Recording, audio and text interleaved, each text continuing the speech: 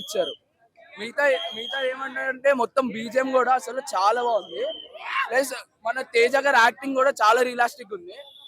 అసలు అసలు అసలు చాలా బాగుంది అన్న, మాటలే అసలు. నిజంగా హనుమాన్ ని చూపించారన్న, గూస్ బాంబ్స్ అన్న, మొత్తం గూస్ బాంబ్స్ అంతే. ఆది పురుష్ కంటే 1000 times బెటర్ ఉంది.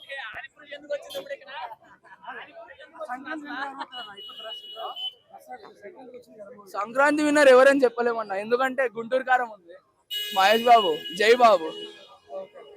స్టార్ హీరోకి ఇచ్చిన ఎలివేషన్ పనికిరావు అన్న, అంత బాగా ఇచ్చాడు బ్రో.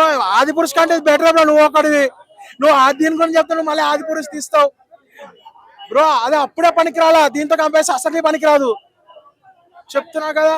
దీని ముందు అసలు వేరే మన ఓం బోండంగానే ఆ ఓం రాత్ గారి ముందు దీన్ని చూపించాడు అన్న. ఇదన్నా విఎఫ్ఎక్స్ అంటే అన్న, ఇదన్నా మైథాలజీ అంటే అన్న, ఇలానే తీయాలని చెప్పండి అన్న. క్లైమాక్స్ షార్ట్స్ ఏదైతే ఉంటాయి, నెక్స్ట్ విఎఫ్ఎక్స్ షార్ట్స్ అంటే కెమెరా యాంగిల్స్ ఉంటాయన్న. హనుమంతు రిఫరెన్స్ వచ్చినప్పుడల్లా కెమెరా యాంగిల్స్ చూపిస్తాడు, మంచు కొండలోంచి వెళ్తూ అన్ని. ఆ మూమెంట్స్ కూడా చాలా బాగున్నాయి. కానీ అండ్ మనకి లాస్ట్ అండ్ సినిమాకి ఇంకొక ప్లస్ పాయింట్ ఏంటంటే రవితేజ గారి వాయిస్. ఫస్ట్ హాఫ్ లో మనకి ఎంటర్టైన్ చేసేది రవితేజ గారి వాయిస్ అన్న. చాలా అంటే చాలా బెనిఫిట్ రవితేజ గారి వాయిస్. అండ్ ఇంకా తేజ పెర్ఫార్మెన్స్ కూడా చాలా. స్టార్టింగ్ అంతా ఒక కామన్ మ్యాన్ గా వెళ్తూ సడన్ గా పవర్స్ వచ్చి లైఫ్ టర్న్ అయింది అనేది స్టోరీ. దానికి మైథాలజీ యాడ్ చేసి తీశాడు. అండ్ ఇది ఈ ఒక్క మూవీతో ఆగిపోలేదు. ప్రశాంత్ వర్మ సినిమాటిక్ యూనివర్స్ అన్న. అన్ని సినిమాటిక్ యూనివర్స్ ఒక ఎత్తు అయితే ప్రశాంత్ వర్మ సినిమాటిక్ యూనివర్స్ ఒక ఎత్తు అవుతుంది. చాలా బాగుంది అన్న. ప్రతి ఒక్కరు అది విఎఫ్ఎక్స్ లేకపోతే నిజంగా అలాంటి ఒక విలేజ్ ఉందా అసలు. ఆ స్టాచ్యూ, ఆంజనేయ స్వామి స్టాచ్యూ చూస్తుంటే అసలు నిజంగా ఈ లొకేషన్ ఎక్కడ బాబు ఒక్కసారి వెళ్ళాలనిపిస్తుంది. కానీ అసలు అది విఎఫ్ఎక్స్ అని అసలు ఎక్కడ డౌట్ లేకుండా. ఆదిపూర్ చూసాను మొన్న, ఆదిపూర్ సినిమాలో చూసి ఆ విజువల్స్, ఆ విఎఫ్ఎక్స్ చిన్న పిల్లలు కూడా చెప్తారు. ఈ సినిమా చూస్తే అలా అది విఎఫ్ఎక్స్ అంటే కూడా ఎవడు నమ్మడు, అది రియల్ గా ఉంది ఎక్కడో.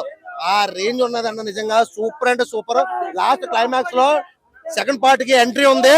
ఆ సీన్ అయితే మాత్రం ఆంజనేయ స్వామి వస్తాడు, దిగుతాడు, అబ్బాబాబా అసలు గూస్ బంప్స్ అన్న. ఇంకా సినిమా ఉంటే బాగుండు అనిపించింది. అప్పుడే అయిపోయిందా అనిపించింది అన్న. 2025 పార్ట్ 2 కోసం ఇప్పటి నుంచే వెయిటింగ్ అన్న. అసలు నిజంగా అల్టిమేట్. ఏం మాట్లాడుతున్నావు అన్న, సత్యాన్న యాక్టింగ్ చూసిన తర్వాత అసలు లేదన్న. అసలు చిరంజీవి గారిని కాదు కానీ ఒక పెద్ద భారీ పర్సనాలిటీ చూపించారు అసలు. నిజంగా డైరెక్టర్ గారు సార్ మీరు రాజమౌళిని మించిపోతారు సార్ డెఫినెట్ గా. నేను చెప్తున్నా, ఇంకో సినిమా వచ్చిందంటే అసలు అన్న రేపు గుంటూరు కారం దిక్కుండదండి. నేను చెప్తున్నా, రేపు ఒక్కరోజే గుంటూరు కారం. నెక్స్ట్ డే నుంచి 90% థియేటర్ లో హనుమాన్కే డెఫినెట్ గా 100%. అందరి పర్ఫార్మెన్స్ బాగుంది, అంతా బాగుంది.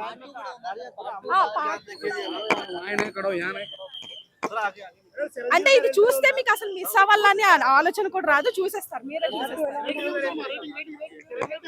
బడ్జెట్ ఎంత అనుకుంటున్నా? 55 కోట్లు అన్న. 55 కోట్లకి 500 కోట్ల 1000 కోట్ల సినిమా తీసిండు. నిజం చెప్తానగా, డైరెక్షన్ ఒక రేంజ్ లో తీసిండు. తేజ సజ్జ యాక్టింగ్, వరలక్ష్మి శరత్ కుమార్ ఆమె యాక్టింగ్ అన్న, సెంటిమెంట్ కళ్ళలోంచి ఏడుపు వచ్చింది. ఇంకా మళ్ళా సినిమాలో కామెడీ తక్కువైంది అన్న టైంలో రవితేజ వాయిస్ ఓవర్ మర్యాద రామన్లో ఎంత కామెడీ ఉంటది, దాన్ని మించింది అన్న. వాయిస్ ఓవర్ మాత్రం మస్తుంది. కోతుల్లో కొన్ని కామెడీ సీన్స్ ఉన్నాయి. ఫస్ట్ హాఫ్ కొద్దిగా తగ్గింది అనిపించింది, కానీ సెకండ్ హాఫ్ లో ఫైనల్ లో ఎంట్రీ అంటే లాస్ట్ లో ఒక 15 నిమిషాలు ఉంటది అన్న.